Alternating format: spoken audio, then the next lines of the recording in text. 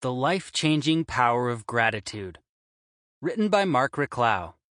Narrated by Douras.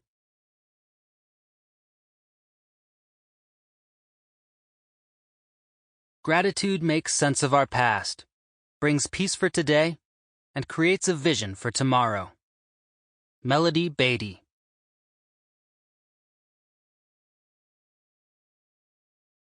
Writing acknowledgments in a book is the most challenging part. Hardly anybody reads them. But if you forget somebody that feels they should be mentioned, you are in trouble. I was very tempted just to leave them out. But of course, when, if not in a book about gratitude, is the time to remember all the people I'm grateful for to have had, or to have met in my life? I'll try to make this short. First on the list is my family. My mother Heidi and my grandmother Hilda. Natalia, my partner in life and business. My father, rest in peace. My cousin Alexander, his wife Yvonne and Lola. Mark and Paula.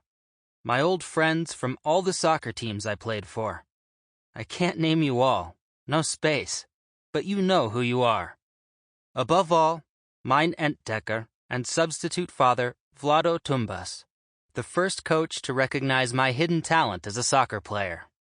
My ex-colleagues and bosses.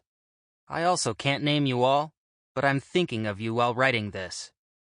My friends, Paul, Inma, Albert Arderiu, Stefan Ludwig and family, Claudio and Anne Sophie, Tomas Schmuckel, Ralph the Schwab Pfeuffer, Albert Whitehoff, Daniel Clinzy Durnan, Richard Websey Weber, John Crescenzi, Jay Parkinson, and all my other friends I met during my year at Disney. Not to forget the Hanka family in Fort Lauderdale, and my best friend from university, Jorge Caro. If you read 30 Days, you know him. He's the guy who always got laughing attacks when I wanted to throw in the towel. Last but not least, thanks to everybody I met along the way. You were either a friend, or a teacher, or both. P.S. If I forgot you, please don't be mad, and just write me an email to remember you when I write the acknowledgments for my next book.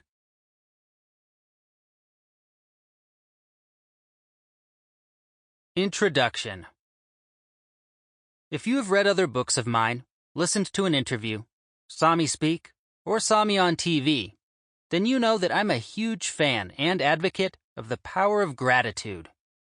When I get asked what the secret of my success is, why things are working so well, or how I went from selling 8 books a month to 1,000 books a month, I usually answer that the main reason for great things happening in my life right now is almost probably the power of gratitude, meaning the constant state of gratitude I'm in. I'm grateful for the good things that happen every day, and even for the good things that are on the way to me, but not in my life yet. I'm grateful for every experience, and grateful to be alive and healthy. There are so many reasons to be grateful. Unfortunately, many of us forget about them, because we are so busy doing other things all the time. Gratitude is one of the most powerful forces in the universe, and being grateful not only brings good things into our lives, but also makes us notice more and more of those things that are already there. And when I talk about practicing gratitude, I don't talk about practicing it once a year or every now and then.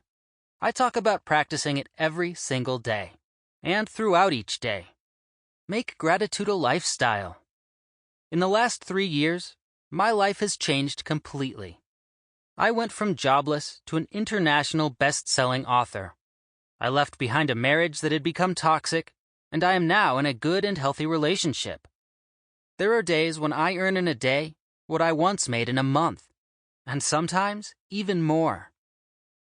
Why am I telling you all this in a book about gratitude?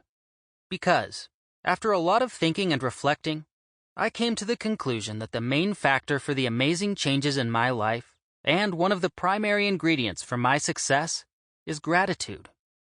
Of all the changes I made, the biggest single thing that I did was start to practice extreme gratitude. I remember the date when it happened. Easy. It's on page 1 of my first gratitude journal. I started writing down 3 things I was grateful for. Sample complete. Ready to continue?